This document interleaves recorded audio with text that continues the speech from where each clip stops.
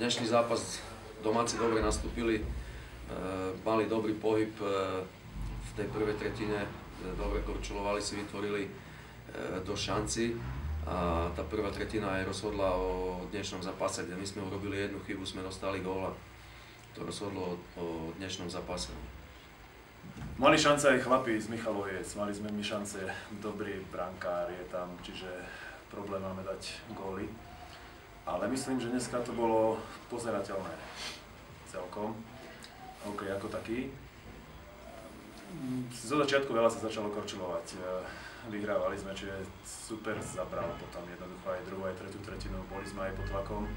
Ale čo dobre, nehralo sa len u nás v tretine, aj sme trošku vyšli z vonku a sem tam sme podržali puk aj u nich v tretine, takže ťažko nám bolo na konci pri tom vylúčení a ustáli sme to nejako tak. Takže zápas je náš.